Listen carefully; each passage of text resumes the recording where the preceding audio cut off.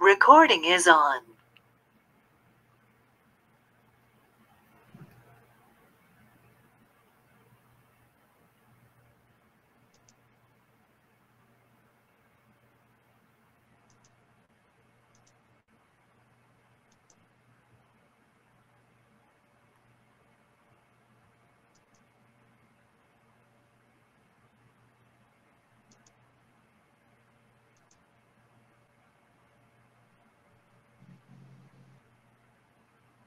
Pronto, então, né, infelizmente aconteceu esses imprevistos aí, mas vamos lá então, né?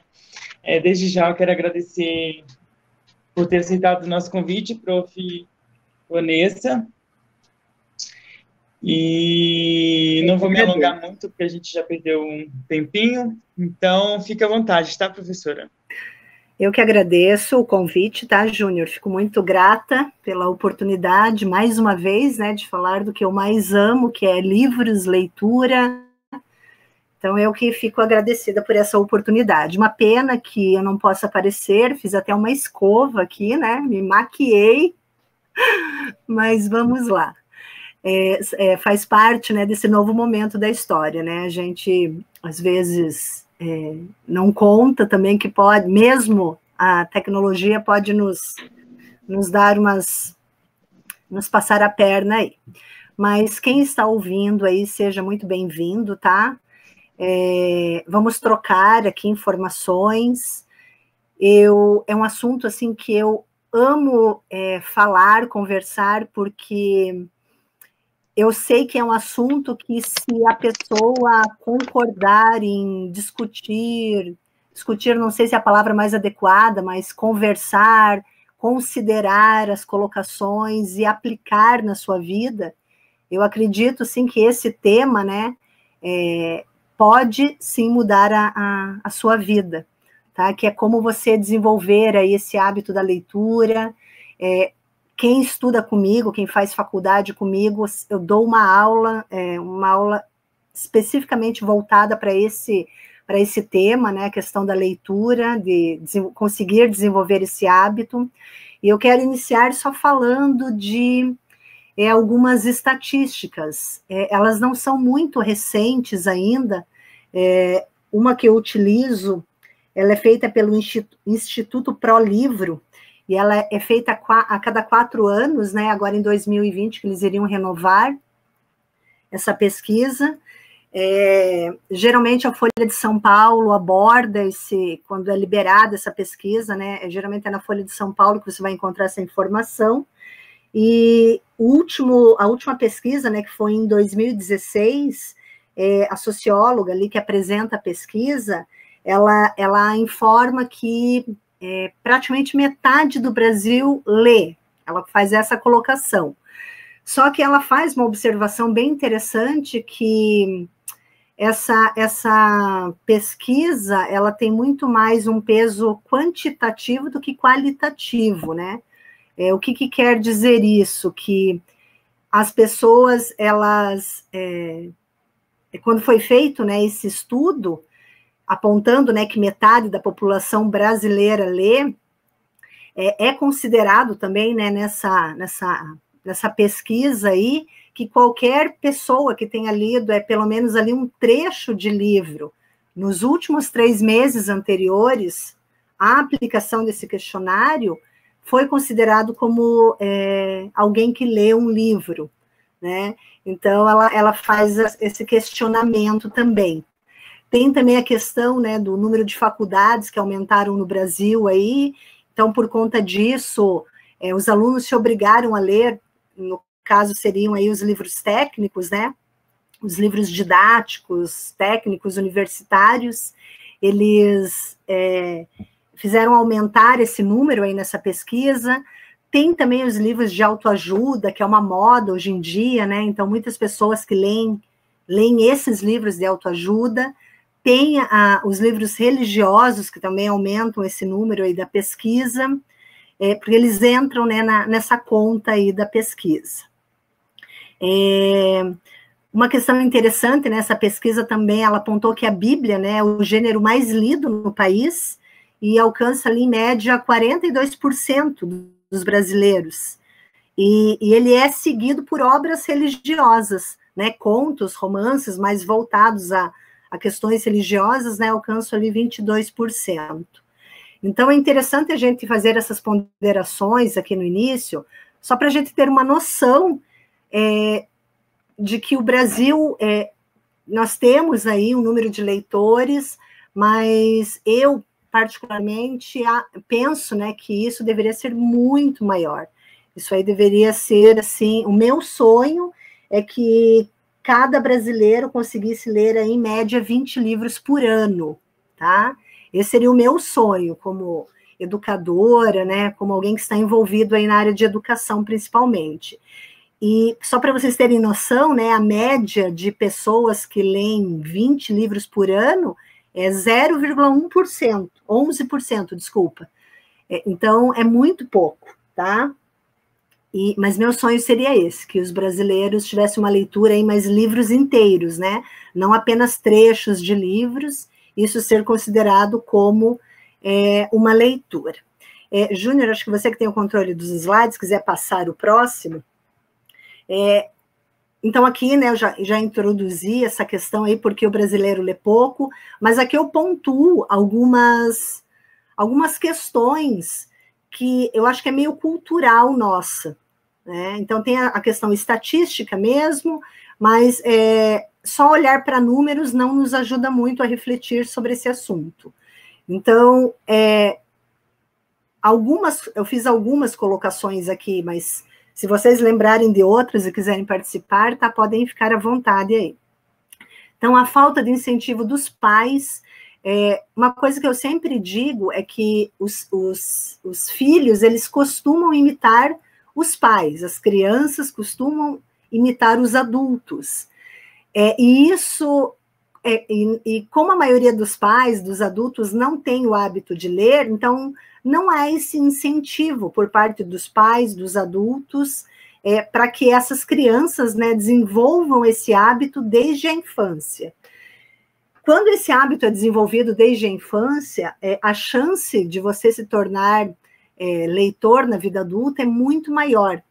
Essa citação que eu fiz aqui da Folha de São Paulo, nessa reportagem aí, a autora, o repórter, né, ele coloca que os alunos estão lendo, os jovens, né, eles estão lendo mais hoje em dia, mas é porque a gente vive em um contexto tecnológico mesmo, onde eles leem e escrevem mais, até porque eles têm acesso ao notebook, ao celular, ao WhatsApp, ao Facebook, então eles vão ler mais mesmo do que outras gerações, mas é por conta desse contexto social que nós vivemos, né?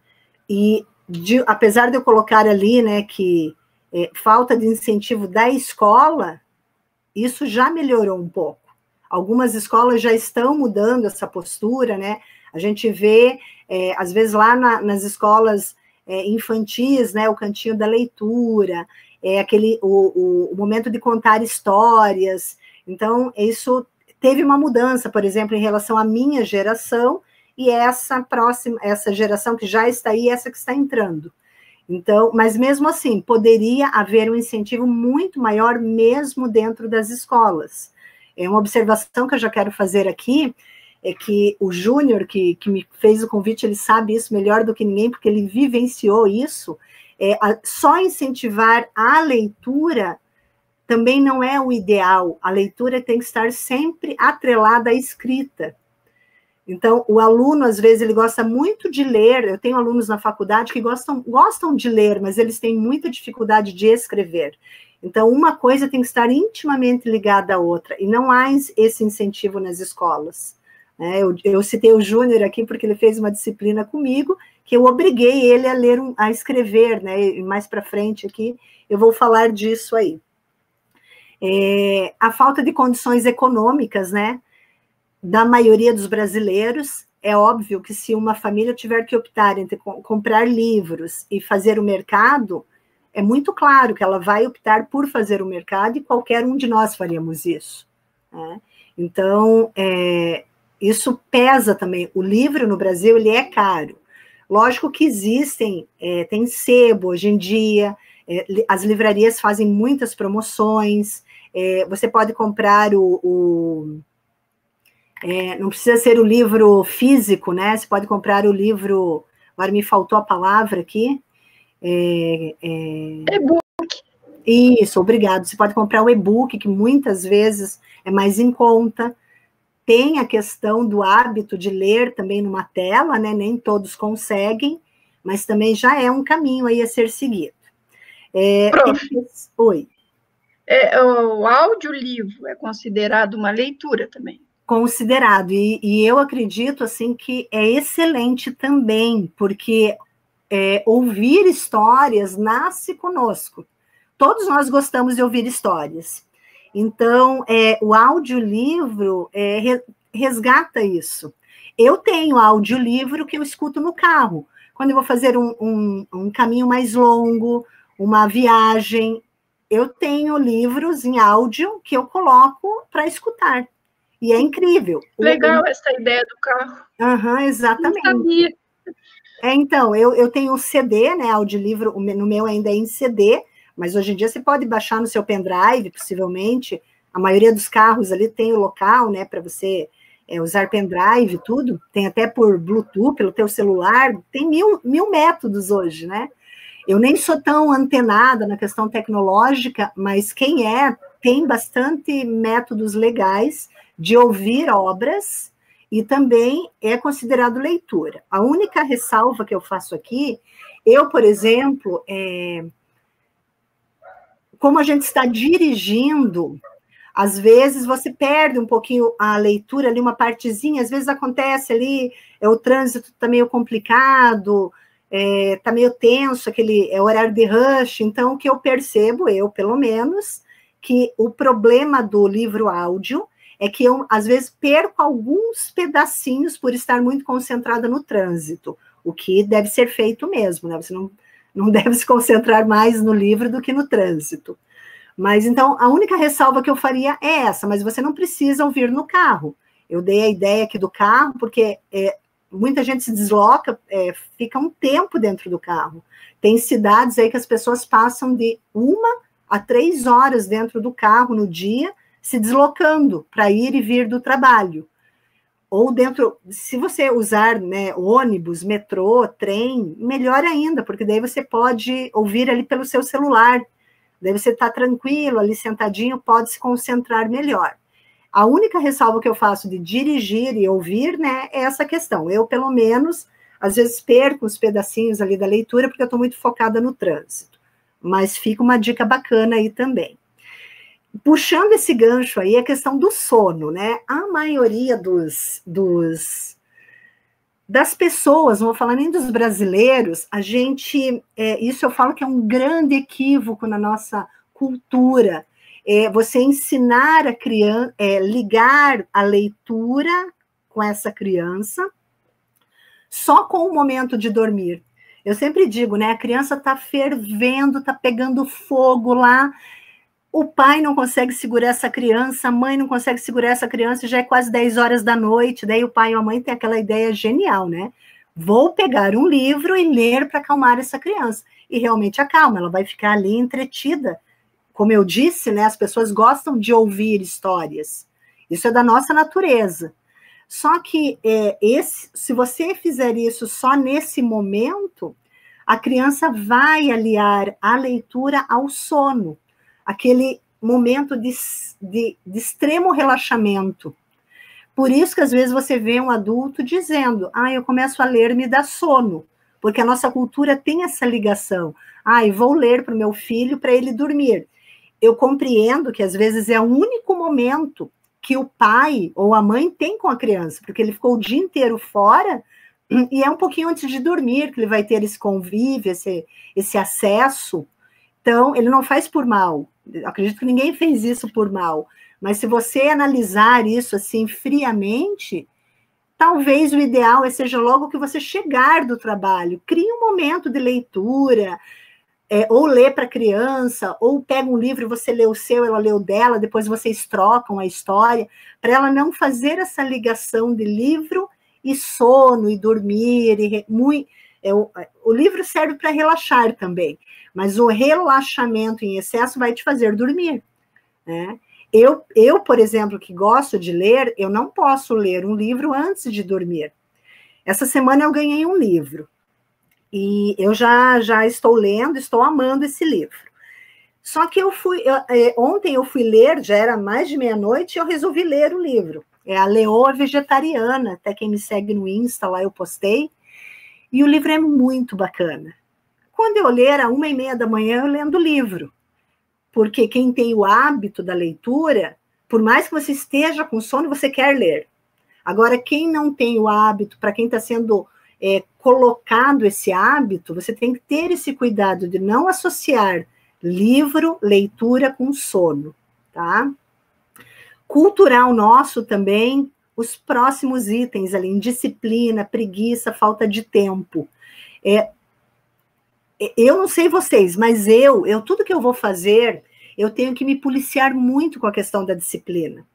É cultural nosso deixar tudo para o último dia, deixar tudo para um dia antes, às vezes até para o mesmo dia. Isso é da nossa cultura. Eu sei porque eu trabalho há muito tempo na área de educação e é muito nítido isso nos alunos. O professor, ele passa, por exemplo, o trabalho no início do bimestre. E é na semana de entrega que esses alunos começam a fazer esses trabalhos. É um ou outro que tem essa disciplina. Então, para a leitura, você também tem que ter disciplina. E como não é cultural nosso, como nós não temos o hábito da disciplina, não é da nossa cultura mesmo, a gente acaba deixando de ler, por exemplo, 20 livros por ano, porque nós não temos disciplina. Preguiça, é a mesma coisa, está tudo meio atrelado, né? Indisciplina, preguiça, falta de tempo, dá para pôr tudo ali no mesmo conjunto. A preguiça é uma parte da indisciplina, você vai protelando, né? Hoje eu tô com preguiça. E você arruma coisas para fazer para não ler, é igual estudar, fazer um trabalho. Acredito que todos aqui, com certeza, já fizeram isso, né? Eu vejo por exemplo, não gosto muito de lavar a louça. E quando eu preciso entregar, às vezes, um artigo que eu tenho que escrever, montar uma aula mais complexa, eu digo, não, agora eu tenho que lavar a louça. Então, você fica buscando coisas para você não pesar tanto na tua consciência, né? Que você não fez aquilo não era por preguiça, era porque você tinha outra coisa importante para fazer. Então, veja como a nossa cultura, assim, isso é muito complexo de trabalhar. E eu digo que isso tem que ser trabalhado desde a infância, sabe? Os pais que conseguem ter um horário para a criança estudar, ter um horário para a criança ler, isso é muito bom. Isso ajuda a criança a tornar-se um adulto disciplinado. Né? Às vezes a gente briga na escola, né, quando era mais jovem, que saco ter horário para entrar, horário para sair. Escola devia ser livre. Cada um entra a hora que quer, sai a hora que quer. Mas, infelizmente, o ser humano é complexo trabalhar com isso. Apenas alguns conseguem sozinhos, né, ter essa disciplina. E se vocês estudarem aí países, né, quanto mais disciplinados eles são, desde a infância, maior é a chance de sucesso acadêmico, profissional, porque a disciplina, ela está ligada ao sucesso, de qualquer tipo, no esporte, na tua vida profissional, na tua vida acadêmica, nós sabemos disso, né? Todos que estão aqui ou estão fazendo faculdade, ou já fizeram, ou estão estudando aí ensino médio, se não tiver disciplina, você se perde nesse mundo aí e acaba desistindo das coisas. A preguiça, como eu disse, é uma desculpa, a falta de tempo é a mesma coisa. O que eu mais escuto, digamos que eu estou lá na faculdade, na sala de aula, eu pergunto para o aluno, por que vocês não leem? A maioria tem vergonha de dizer, eu tenho preguiça. Alguns falam, mas a maioria não diz, é porque eu tenho sono, é porque eu sou indisciplinado. Não. A maioria diz, é falta de tempo, professor. Eu levanto 5 da manhã, trabalho o dia inteiro, à tarde, no final da noite, venho para cá, chego em casa meia-noite, vou dormir de novo, porque 5 da manhã eu tenho que acordar. Então, eu não tenho tempo. Então, a gente vai falar um pouquinho disso aqui também, tá? A questão da falta de tempo está atrelado à indisciplina. Você não tem tempo para almoçar? Você não tem tempo para tomar um café da manhã? Você não tem tempo para ficar no WhatsApp, responder uma mensagem? Então, você deve, sim, rever ali o seu tempo, né? E tentar encaixar aí a leitura. Pode trocar o slide, Júnior.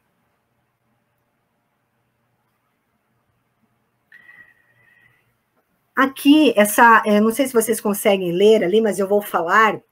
Vamos combinar assim, azul, verde e vermelho. Vou falar, pode ver que em cima tem uma criança menor, um bebê, né? No verde, ali acima do verde, tem crianças ainda mais maiores, já entrando ali na pré-adolescência, e no vermelho já são adolescentes, jovens, indo aí para a fase adulta. Vamos pôr os adultos ali também. Então, a questão aqui é o que isso afeta na minha vida? O fato de eu não ter o hábito de ler afeta em alguma coisa a minha vida? E o triste é que sim, afeta diretamente a sua vida. Nesses slides aqui, tem no final ali, eu vou, até que, se você quiser disponibilizar para quem quiser aí, Júnior, depois você pode passar para o pessoal que está assistindo. Quando você não lê, eu digo assim que você perde até um pouco do teu senso crítico, a tua capacidade de avaliar situações, você acaba sendo refém do mundo. Olha como isso é forte, gente, olha como isso é pesado. Você que deveria estar no controle da tua vida, no controle da situação, você acaba tornando-se refém de outras pessoas do mundo. Tá? Eu gosto de fazer essa comparação aqui, desde criança até a fase adulta. Eu sempre passo como se fosse ali o processo intelectual que está se desenvolvendo e como se fosse a tua questão alimentar ali, como ela se desenvolveu durante sua vida. Então, pense que quando você é pequenininho, ninguém vai ler para você um livro do Machado de Assis, a não ser que ele tenha sido adequado à infância. Ninguém vai ler para você um artigo científico. Ninguém vai ler para você um livro técnico. O alimento intelectual que vão dar para você vai ser o quê? Vai ser aquele livrinho de pano que você vai brincar com ele e você vai observar que ele já tem letras. Vai ser o livrinho de borracha que você leva para o banho, vai ser a história contada, né? Aquela história que o papai e a mamãe contam, vai ser a musiquinha que você escuta, até eu particularmente, talvez eu seja um pouco, talvez esteja equivocada em relação a isso, mas eu acho que não há necessidade de dar nada eletrônico para a criança antes dos 3 anos de idade. Eu sei que a maioria tem acesso, porque é algo incrível, elas são muito espertas, elas veem o celular, elas vão, elas fuçam, elas mexem, mas não há necessidade disso, porque aqui algumas pessoas falam, né? Posso passar um desenhinho para a criança? Você está inserindo ela em um mundo, como se fosse ali um livro áudio, né? Está contando uma historinha, tem a animação, mas você precisa considerar a luz desse aparelho, né? Todo esse estímulo visual, mental que a criança está recebendo desde pequena. Então, aqui é só uma observação que eu faço, mas é uma opinião minha, tá? É algo aqui pessoal. Então, quando você... o alimento que você vai receber na tua infância não é o mesmo. O que você vai receber aqui, ó, na fase azul, não é o mesmo da fase vermelha. Aqui você está tomando leite materno, depois você vai ali para a papinha, depois para o suquinho, para a frutinha. Conforme você vai crescendo, esses alimentos que vão sendo inseridos na sua vida, eles vão se tornando mais pesados, pesados mesmo. Na fase adulta aqui, você está comendo feijoada, que eu acho que é um prato bem pesado. você não vai comer uma feijoada na tua infância. Então, aqui o alimento físico que você recebeu é de acordo com a tua faixa etária. E para você comer a feijoada na fase adulta, teu estômago foi sendo preparado para isso. O teu alimento intelectual é a mesma coisa. Você precisa dar o alimento intelectual para a criança desde que ela nasce, desde que está na barriga da mãe. A mãe pode contar histórias com o bebê na barriga. Tem estudos que dizem ali que acho que não sei se eu falar errado, me desculpem, mas acho que desde o 5º mês, parece, 6º mês, a criança já consegue ouvir. Então, você pode fazer isso enquanto o bebê está na barriga da mãe. Só que conforme essa criança vai evoluindo, ela também tem que ser inserido outros alimentos intelectuais para ela. E o que a gente vê no Brasil? Uma falha aí. Os pais não fazem isso, daí as escolas fazem, mas a escola é muito direcionada, né? A escola ela tem um plano. Então, a criança vai ter acesso aos livros que a escola propõe. Por isso que a ausência dos pais, nesse momento, é complexa. Porque teria que ser ali um conjunto, os pais também inserindo esse alimento intelectual. Daí, o que acontece aqui? Nessa fase do meio aqui, que as crianças, digamos que seja aqui os adolescentes que estão lá no ensino médio, que vão prestar vestibular, eles sofrem muito para ler as obras, por exemplo, dos vestibulares aí mais renomados do Brasil. Pega os livros ali da Universidade Federal do Paraná. Eles não conseguem ler. Por que eles não conseguem ler? Porque o estômago intelectual deles, vou fazer uma analogia aqui, não está preparado para esse alimento intelectual. E na faculdade é a mesma coisa, quando ele se torna adulto ou vai para a faculdade, quando ele vai ler uma Folha de São Paulo, quando ele vai ler um livro técnico, quando ele vai ler um artigo científico, um romance mais complexo de um autor para adulto mesmo, mais renomado, ele não consegue, porque o estômago intelectual, uma analogia, dele não está preparado para esse alimento intelectual. Então, isso é bom, isso é ruim, isso é péssimo. Eu observo, assim, que muitas vezes eu estou lá mexendo nas redes sociais, e às vezes tem uma briga ali numa rede social. É só colocar política e religião lá, vai ter briga.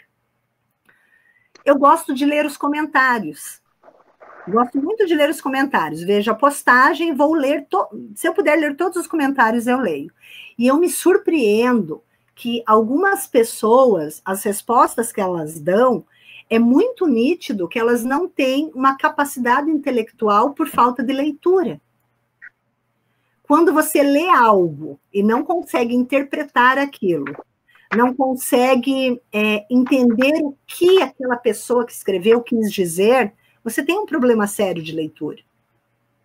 E isso deveria ter sido sanado durante a sua vida acadêmica. E não é o que acontece. O aluno muitas vezes sai da faculdade com dificuldades de leitura. Por que o terror dos alunos é o TCC? Porque o TCC é basicamente leitura escrita. O aluno vai ler, vai pesquisar e vai ter que escrever. Só que ele não foi ensinado para fazer isso. Lembra que eu falei no início? Que lá na escolinha, lá no jardim de infância, tem que incentivar o aluno a fazer livrinho, a escrever, a fazer poema, a escrever letra de música, porque ele precisa perder o medo da escrita. O aluno termina a faculdade com medo de escrever. Então, a leitura tem que estar intimamente ligada à escrita. E aqui é um erro grave que a maioria das escolas comete. A gente vê pela língua portuguesa. Quem que fica responsável pela escrita? Somente a disciplina de redação. Certo? Não, erradíssimo. Quem tem que ficar responsável pela escrita são todas as disciplinas. Até porque, se você não tem uma capacidade de interpretação de texto, como você vai responder uma questão de matemática, um problema de matemática? Se você não tem uma capacidade intelectual desenvolvida, como você vai fazer um paralelo entre os momentos históricos do mundo. Se você não desenvolveu esse hábito de ler, como você vai pegar um livro de biologia e entender tudo que é colocado ali agora com uma linguagem direcionada à área biológica? Não vai. E por isso que os alunos vão empurrando com a barriga, na verdade, eles só querem estudar para aquela provinha para passar de ano, e só isso. Na verdade, a meta de grande parte dos alunos não é reter conhecimento, é apenas passar de ano. E eles fazem isso da forma que der, colando, entendi só para a prova, depois eu deleto tudo. Então, todos esses equívocos da nossa cultura acabam afetando a nossa vida adulta. Tá? Então, lá na sua vida adulta, você vai ter problemas, sim. Por que temos tantos problemas políticos? Porque ninguém lê plano de governo. E os que leem, muitas vezes, não conseguem entender. Eu vou votar em fulano. Mas por que você vai votar? Porque minha mãe vota. Não, querido, você tem que votar em fulano porque você lê o plano de governo dele e você concorda com o que ele está propondo. É só dessa forma que você tem que votar. Só que como que você vai falar isso para uma pessoa que não lê nada, absolutamente nada? É complexo. E ela nem vai entender muitas vezes o que está escrito, o que está exposto no plano de governo, por falta de vocabulário, por falta de interpretação de texto, né? Pode mudar o slide, Júnior. Então, aqui, o que eu posso fazer, né, para mudar isso? Aqui eu dou uma sugestão para vocês, que, na verdade, aqui tem tudo a ver com disciplina, tá? Se você não tiver disciplina, não tem como pôr em prática isso. A primeira coisa que eu sempre digo é escolher o que você gosta de ler. Escolhi o que eu gosto de ler, não importa o que seja, se é um gibi, se é um romance, se é poema, não importa se é mangá, você só precisa descobrir o que você gosta. Descobrir o que eu gosto, todos os dias, durante um tempinho ali, eu coloco aqui nos slides, que você pode separar 15 minutos diariamente para ler. Mas você pode também se propor a ler 3 páginas por dia, durante 21 dias aí, para você desenvolver esse hábito. Você precisa de pelo menos 21 dias para desenvolver o hábito da leitura. Então, peguei lá o meu... eu vou ler gibi da Turma da Mônica. Mas eu tô com vergonha, porque, nossa, eu sou adulta lá, ler gibi. Não importa, você só precisa perceber que ler é agradável, que ler é incrível. Então, se você pegar lá o livro da faculdade, o livro técnico, pegar um João Baldo Ribeiro, lá de 600 páginas, Viva o Povo Brasileiro, você não vai conseguir desenvolver o hábito, porque você vai continuar ligando leitura com coisa chata, dá sono, não tenho tempo, é cansativo. Você precisa mudar essa informação no seu cérebro. Então, 15 minutos, 20 minutos, você decide. 3 páginas, 5 páginas, um capítulo, você escolhe. O momento que você vai ler, uma dica bem importante que eu te dou aqui é não ler depois de comer. Tem gente que vai almoçar, daí sobra meia hora. Vou ler. Não. Quando você come, o sangue desce para o estômago. E o teu cérebro fica mais lento, mais sonolento. Então, antes de almoçar, você lê. Tem 1 hora de almoço, então eu vou sair aqui do meu trabalho e vou ler durante 10 minutos, e daí vou almoçar.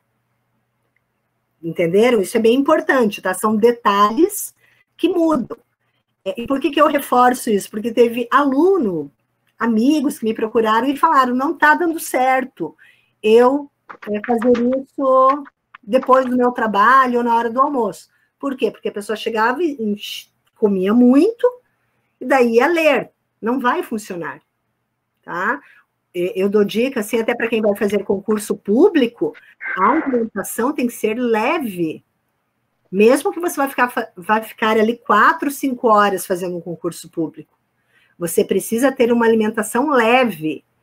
Leve fruta, o pessoal leva açúcar, leva chocolate para Não, gente, a fruta tem o açúcar adequado para te dar energia. O chocolate, ele vai acabar atrapalhando você naquele momento da prova, tá? Você consegue energia na fruta, por exemplo. Tome bastante água. A água oxigena o cérebro. Então, veja que é tudo meio cultural nosso, né? São coisas que a gente está sempre errando e não percebe.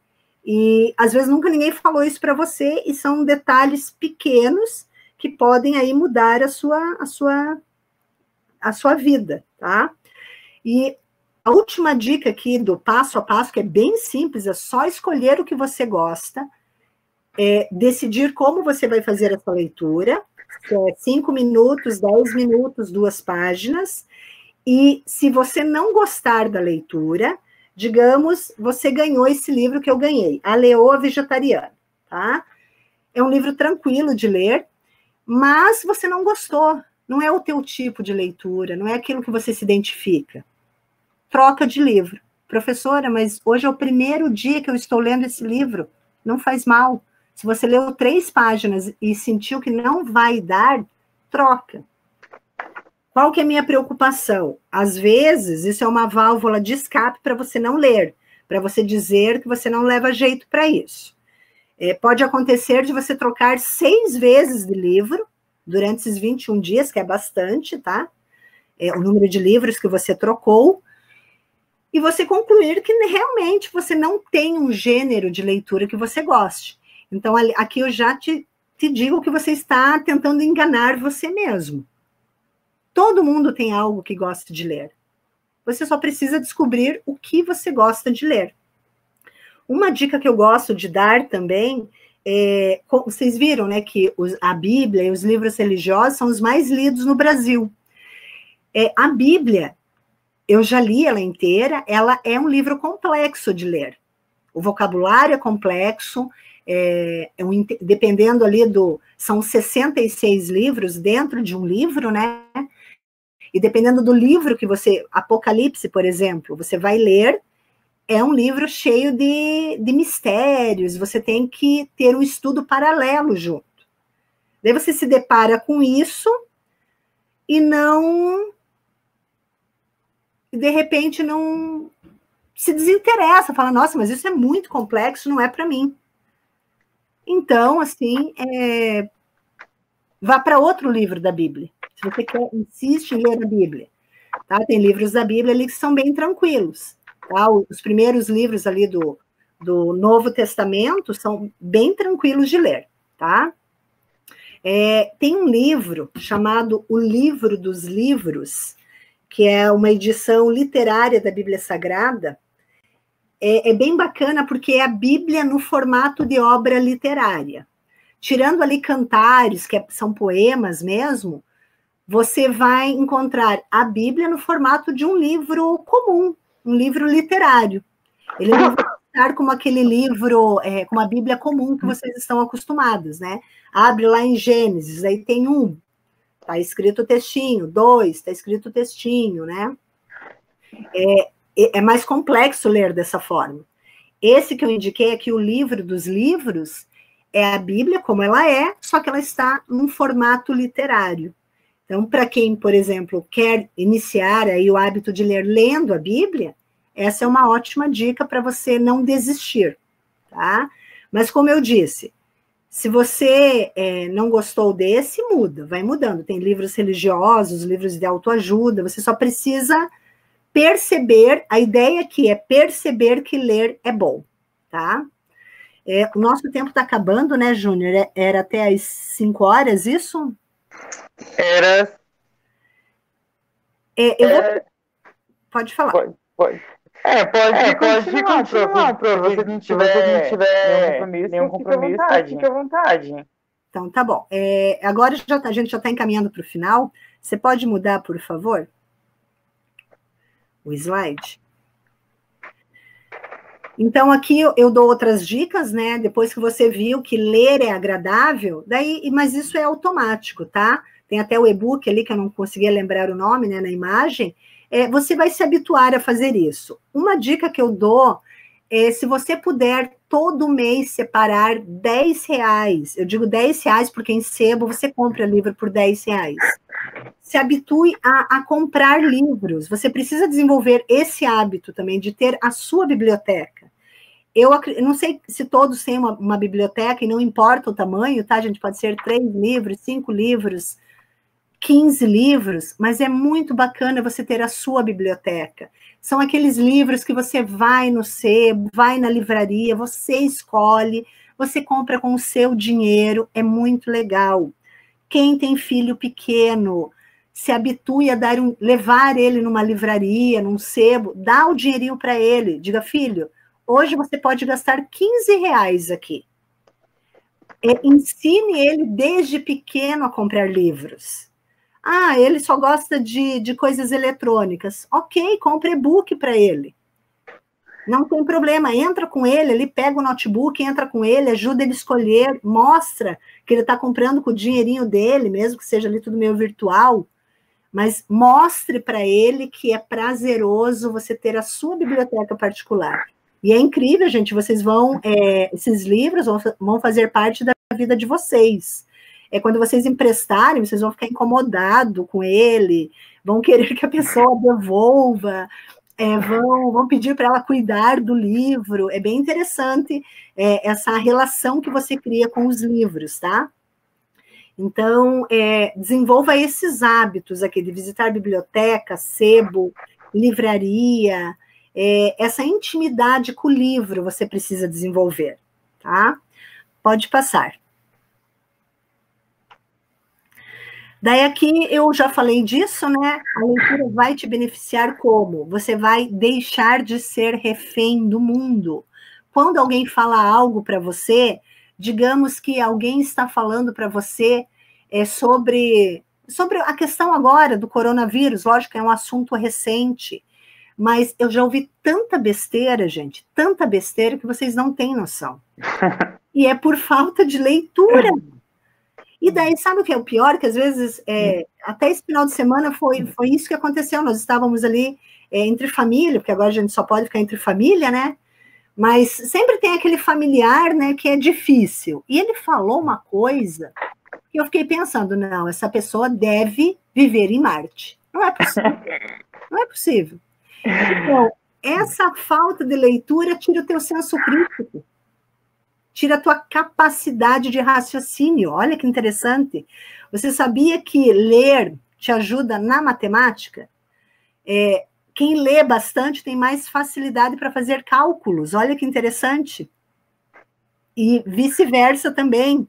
Quem faz cálculos acha que não gosta de ler, quando começa a ler, descobre que consegue ler muito, tem uma velocidade para ler, tem uma facilidade para ler. Tá? Então, você precisa perceber, né, que a leitura, ela traz benefícios até físicos mesmo, né, não é só intelectual, físico, até no meio ali, acho que vocês não conseguem visualizar, tem uma charge, né, daí o menininho fala assim, você não fica preocupado com o possível aumento no preço dos livros? Daí o outro responde, né? A que tá com a bolinha azul, ele responde ali. Não, porque eu só leio o Facebook. Triste? Terrível. E é a nossa realidade. A leitura hoje em dia é essa, Instagram, Facebook. Nem corrente o pessoal lê. Se você pôr uma corrente lá no teu grupo de WhatsApp e for longa, mas olha, eu dou um carro, se você me disser que se tiver 15 lá no grupo e 2 lerem tudo, sabe essas histórias que a avó passa, a mãe passa, eles gostam de passar isso, né? Ninguém lê, gente. Sabe quando tem ali o leia e o reticências, você tem que clicar ali, quando você abre, nossa senhora, ocupou a tela inteira do telefone e você ainda vai rodar a tela? Ninguém lê. Então, olha que trágico isso. E isso faz com que você se torne refém dos outros. Porque se você não tem argumento, você tem que aceitar tudo que é dito para você, tudo que é posto para você, tá? Então, a leitura te beneficia como? Te dando senso crítico, aumentando o teu vocabulário, te dá segurança. A pessoa que é estudada em qualquer situação, ela é mais segura de si, tá? Isso é muito interessante. Aumenta a tua capacidade de raciocínio, melhora a tua ortografia. Por que ortografia? Porque leitura e escrita têm que estar juntos. E nós estamos no digitar, né? Eu sugiro que você escreva um pouco também, tá? Pegue a caneta aí e escreva também. Pode passar.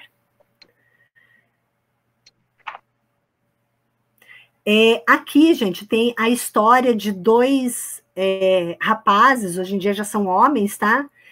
Que mudaram a vida deles através da leitura. Tem, é difícil o nome dele ali, Camacuamba, acho que é mais ou menos isso. Esse menino aqui, esse livro, esse filme, ele tem no Netflix, eu até deixei escrito ali, Netflix, tá?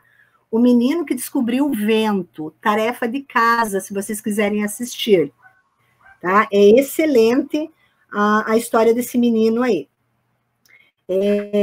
O nome dele, como eu disse, é difícil, Cancumba, eu acho que é assim que fala.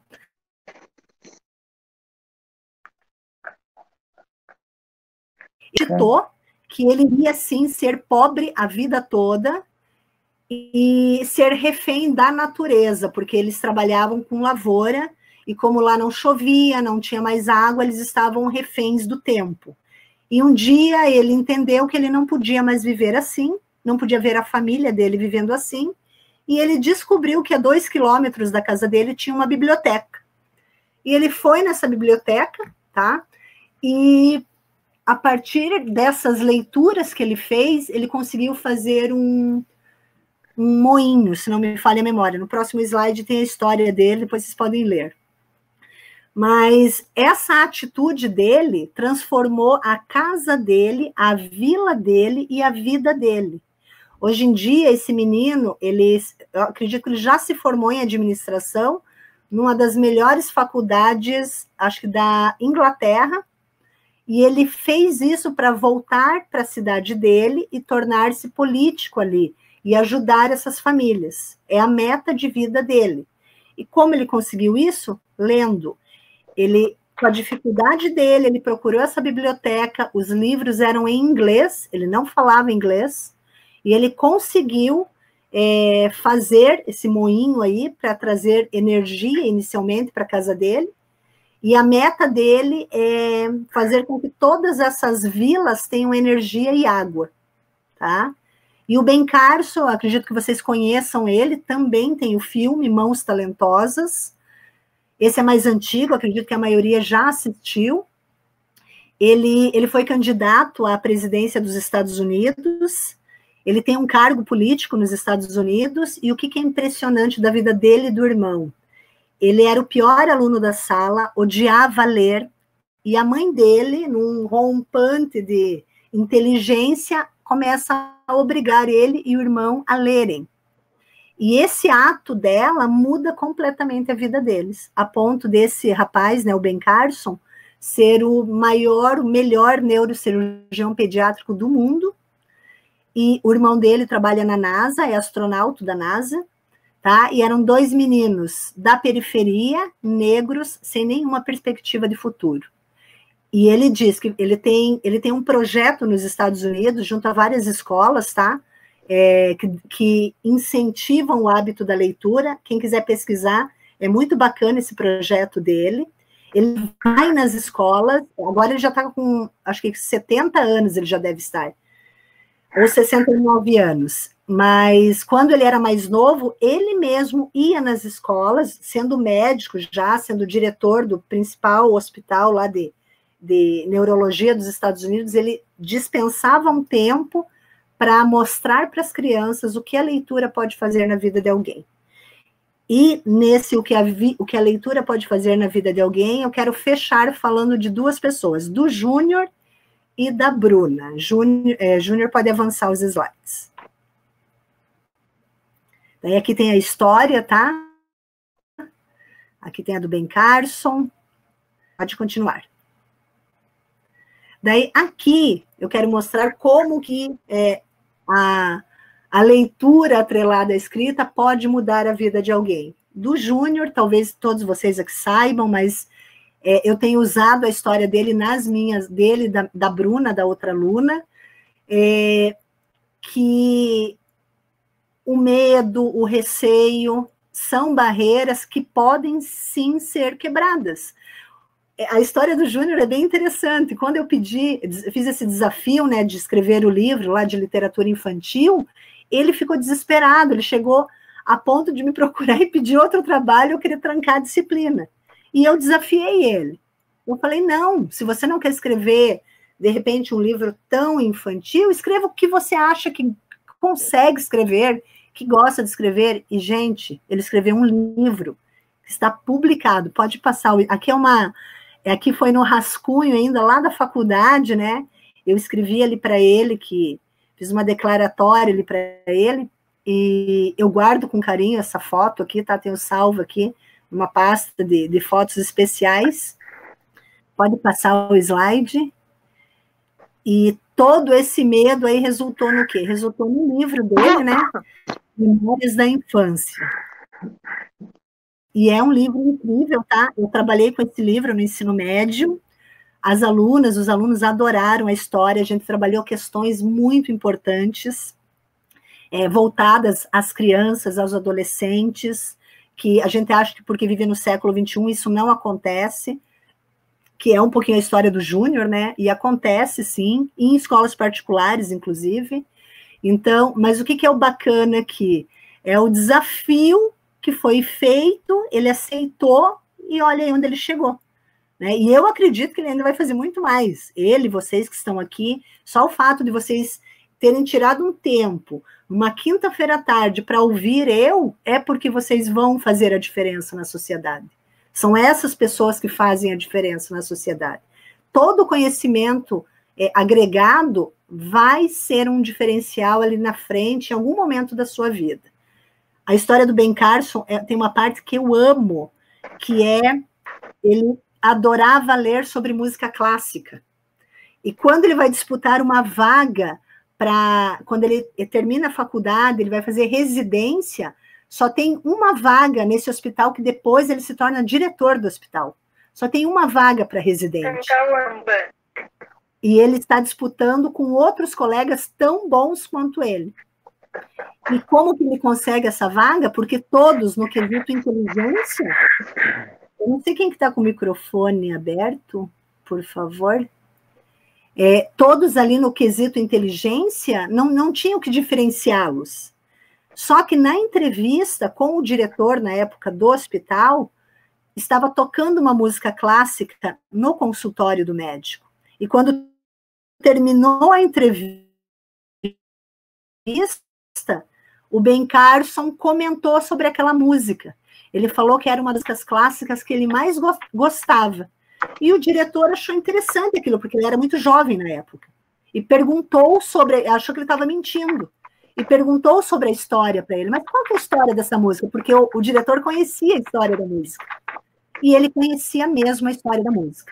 E depois de um tempo, quando ele já era médico naquele hospital, o diretor falou para ele que o que colocou ele na vaga de residente foi o fato dele ler sobre algo além da medicina. Porque esse diretor sabia a importância de qualquer tipo de leitura. Não é só na tua área. É ler outras coisas também. E finalizando aqui, então, parabéns, Júnior, isso aqui, eu digo assim que pode ser que quem olhe diga, ai, mas é só um livro. Não, Júnior, isso aqui é incrível na tua vida, tá? Isso aqui, assim, é um mérito que você pode carregar para o resto da sua vida, é seu, é muito complexo escrever, se expor, você conseguiu fazer isso, tá? Então, meus parabéns mesmo, tá? O próximo slide aqui, pode passar, por favor. Daí é da Bruna, tá? Ela escreveu, como se fosse um pequeno romance, assim, feito em cartas. O nome é Garota Paranoia.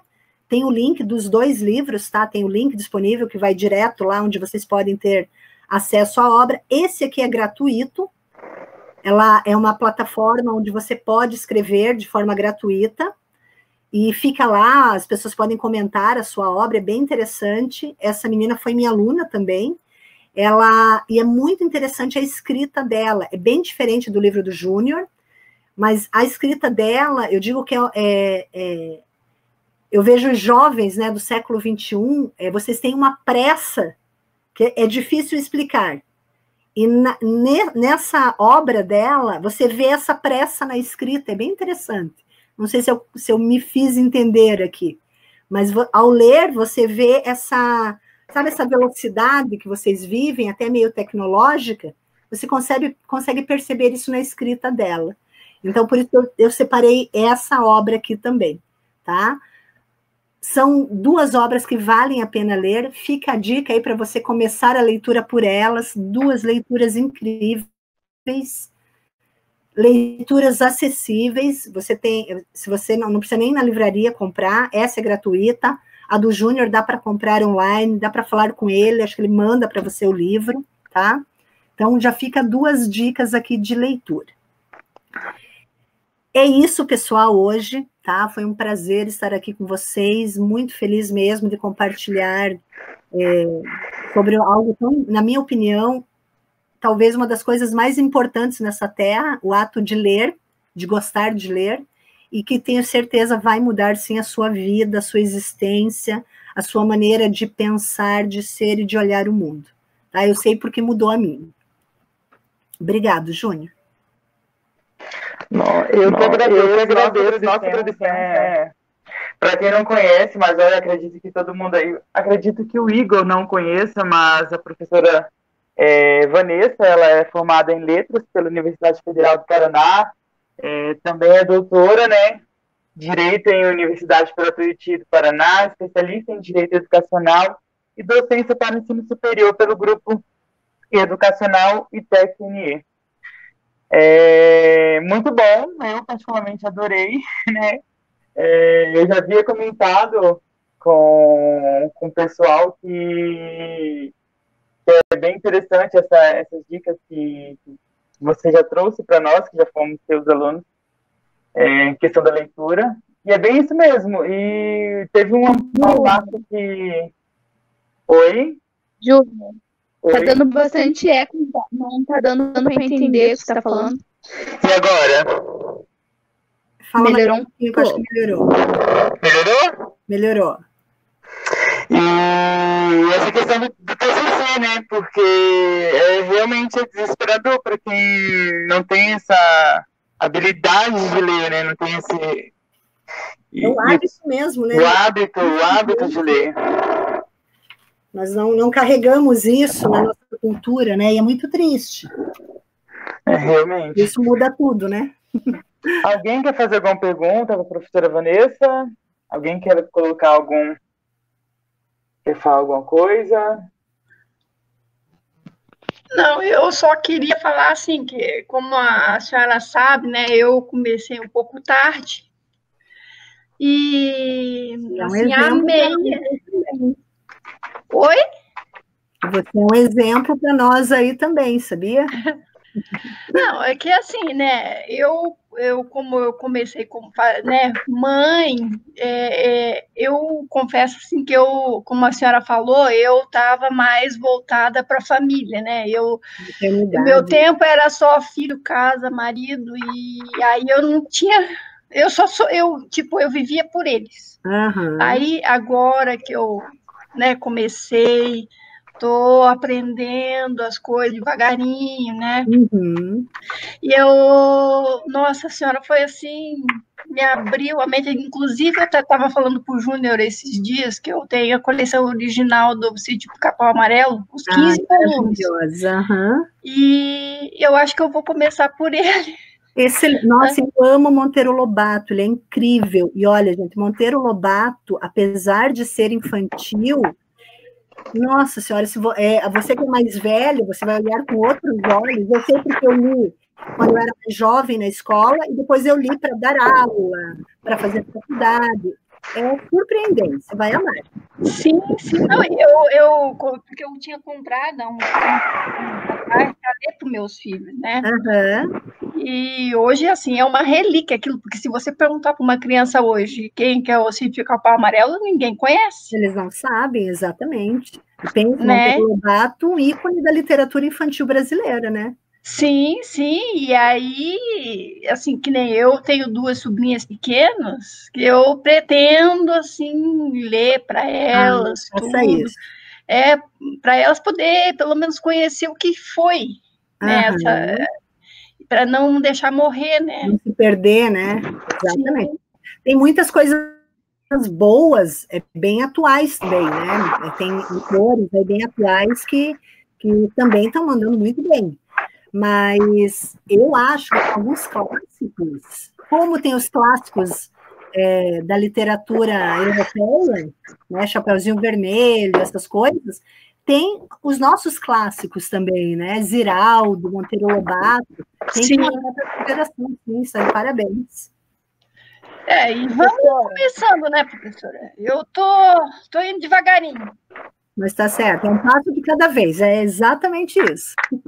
Sim, obrigada, professora. De nada, eu que agradeço.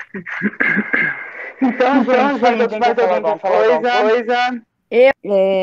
Tá para ouvir bem o meu áudio aí? Tá ótimo, Então, professora, eu fiz, para quem não me conhece, eu estou no 8º período, estou bem naquela fase de escrever o TCC, né? É bem aquilo que a professora falou.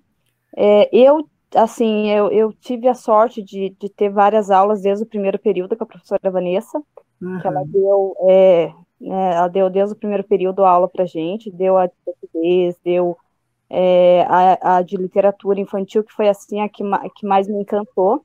E eu queria dividir com vocês uma historinha que também, né, o que marcou para mim foi muito significativo, e queria que a professora soubesse, né, que quando eu fiz a disciplina de literatura, eu era da turma da noite, da Marcela. Acho que a professora sabe quem é a turma. E eu fiz, quando a professora passou o trabalho, né, que o Júnior escreveu o livro dele e tal, quando eu comecei a escrever o meu livro, eu fiz para educação infantil, né? E eu tenho uma filha que, né, ela tinha 5 anos, estava no CMEI.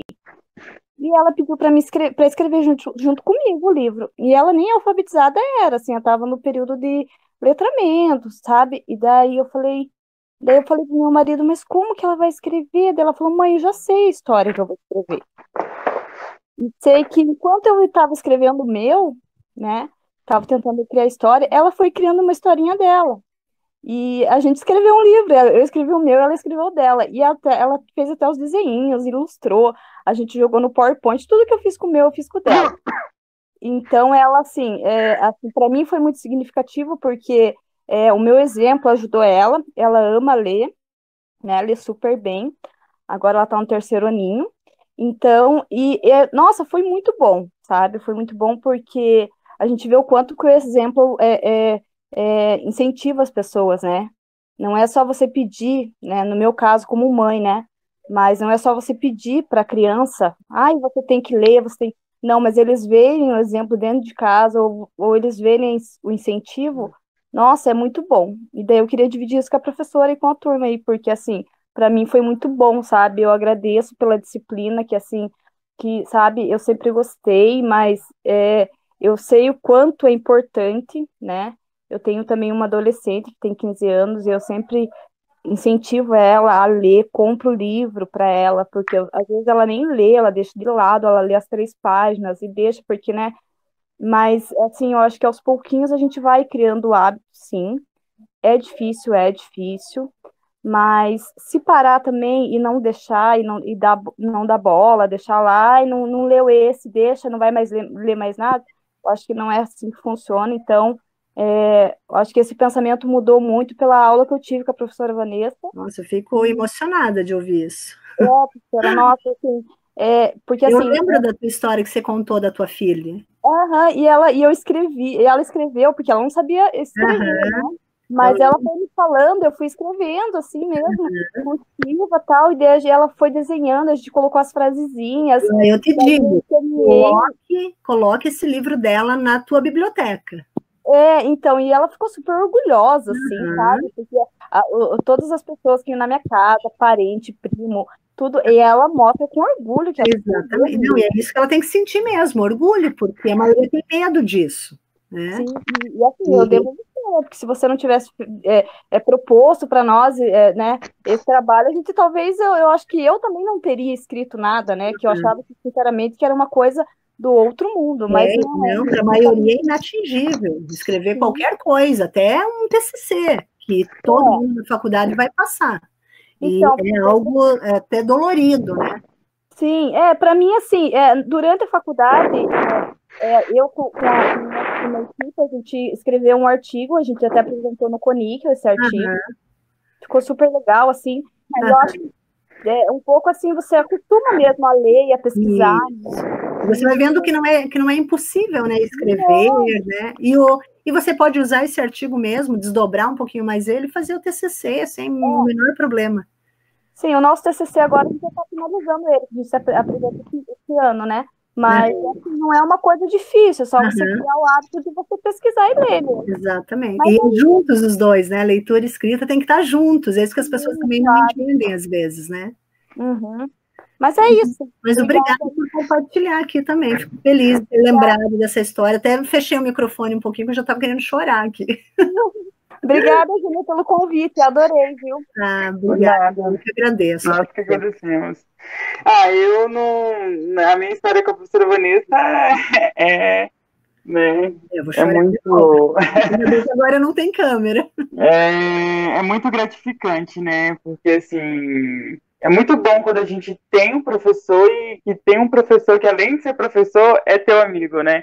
O Augusto Cury fala, né? O professor não chega na mente do aluno se não passar pelo coração, né? Sim. Por isso que alguns alunos a gente não consegue ensinar, porque você, infelizmente, às vezes não há afinidade, né? E o aluno cria uma barreira, né? Ou o professor, às vezes, também pega uma picuinha ali com algum aluno e ele cria uma barreira, né? Então, é fato, tem que passar pelo coração. Acho que é uma regrinha, assim. E esse livro, ele só existe graças à professora Vanessa, né? Porque foi ela que me incentivou a procurar uma editora para enviar um manuscrito. Então, não tenho nem palavras para expressar, mas assim, eu sou extremamente grato pela pessoa que você é, né? Pela professora que você é, pela amiga que você é. E muito obrigado mesmo. Obrigado por ter vindo aqui compartilhar, né, esse momento com a gente. Eu que agradeço o convite, de coração mesmo. E é isso. Alguém mais quer falar para a gente já finalizar? Não? Eu gostaria de agradecer a professora Vanessa e eu queria, na verdade, saber dica. Assim, eu tenho um sobrinho de 6 anos e ele ele só sabe escrever o nome dele. Eu queria saber se, como que eu iniciaria, se é com um livrinho, como que eu consigo fazer, assim, que ele pegue gosto para a leitura, sabe? Assim, o ideal é isso que é bacana, você inserir o livrinho antes, porque a criança, ela vai identificando as letras sozinha, né, com o tempo mesmo, de você brincar com ela, né, por exemplo, tem livros menores que é o alfabeto, daí cada letra tem uma historinha, então, eu não sei se alguém fazia isso com ele, quando realmente não é inserido nada para essas crianças, de livro, que não é nem visual aquilo para ele, realmente ele vai demorar um pouquinho mais para aprender. Mas a gente também tem que considerar que cada criança tem que ser avaliada individualmente, né? Às vezes, tem crianças, elas não têm nenhum déficit intelectual, nada. Elas só amadurecem para a escrita, para a leitura um pouco mais tarde. é da natureza de cada criança. Então, a gente vê hoje em dia, eu tenho um exemplo na minha casa, o meu sobrinho, ele tem 2 anos e 2 anos e meio. Ele sabe todo o alfabeto, todos os números até 20, todos os números em inglês até 20, a maioria das frutas em inglês e português, mas ele é muito estimulado, entende? Todo mundo, assim, ele é coitado, eu digo coitado porque, né, acho que a gente está meio sobrecarregando ele. Ele nasceu numa família de professoras, todo mundo é professor e o professor ali em casa. Então, qual é o brinquedo que a gente dá? Geralmente é um brinquedo didático. A gente vai brincar com as frutas, com ele agora está na moda essas frutas que gruda com velcro, né, e vem a faquinha para cortar. Daí a gente tá com as frutas, a gente fala a maçã vermelha, então sem querer a gente está ensinando, né? A cor vermelha. A gente podia falar só a maçã, mas como a gente já tem tá no instinto, né? A maçã vermelha, a banana amarela. Daí daqui a pouco vem, na minha família, ali tem algumas pessoas que falam inglês, fluentemente. Daí vão falar que a criança fala inglês. Daqui a pouco ela estava falando várias coisinhas em inglês. Mas é um estímulo também. Então, você também tem que verificar quanto estímulo essa criança recebe. No caso dele, assim, vamos supor que seria o primeiro contato, porque ele está vindo daquela geração que é só celular, só tablet, assim. Mas ele não joga. Ele não tem estímulo, assim. Mas isso ele gosta, ama, certo, né? Celular, tablet. Então, uma coisa bacana tem jogos, tem até desenhos que introduzem essa alfabetização. Se você que para 6 anos, você teria que dar uma pesquisadinha. Uma sugestão que eu dou é sempre assista tudo antes de passar para a criança, até para ver se no meio não tem mensagem subliminar, se não abre outros vídeos, né? Mas coloca, tipo, no YouTube lá, música para inserir o alfabeto, para a idade dele, tem que ser de 6 anos, né? Daí vê o que aparece, vê se ele se atrai por aquilo. Porque quando você mostra isso para a criança desde pequena, ela não vai ter dificuldade mesmo quando ficar maior. Né? Digamos, para uma criança de 3 anos, eu vou colocar uma música do alfabeto, lá, porque ela gosta do celular. A criança de 3 anos hoje em dia a maioria já usa o celular. Daí a gente coloca lá uma música que é música, tem o som que atrai, mas tem as letras, e ela vai aprendendo. Então, teria que ver no caso dele se ele não aceita livro, se ele não gosta de sentar e ler, porque só o fato de alguém sentar com ele e ler, ele fica, normalmente a criança quer ficar do teu lado, porque tem as figuras, né? O ideal é você pegar livros com figuras, porque por mais que ela olhe para a figura, ela vai, de vez em quando, olhar para as palavras que você está lendo, e aquilo ela vai interiorizando, né? Mas tem que, eu acredito assim que o ideal era observar ele, se ele gosta mais de tecnologia, de repente ir para essa área aí, né, música, jogo, tem joguinhos de letras, palavras, né, que ele possa ir internalizando isso, e livros também, acho que o livro é bem importante, o livro físico mesmo, né, tentar ver o que ele gosta, de repente levar numa livraria, e observar onde que ele vai, o que ele folheia, entendeu? Beleza, obrigada. De nada. Então é isso, pessoal. Eu quero agradecer a todo mundo que pegou esse finalzinho da tarde para estar aqui com a gente. Muito obrigado a todos. Muito obrigado novamente, professora Vanessa. Eu que agradeço. Quero estender também o meu convite, né, Dai? Amanhã a gente vai se encontrar novamente às 16 horas para falar sobre depressão. Amanhã eu quero ver se eu consigo participar. Se você quiser me mandar o link, eu agradeço, Júnior. Mando sim. Mando sim. Eu quero ver se eu tenho um compromisso, mas eu quero ver se eu chego. Eu até achei que o de amanhã era mais tarde, mas é 4 horas também? 4 horas também. Tá.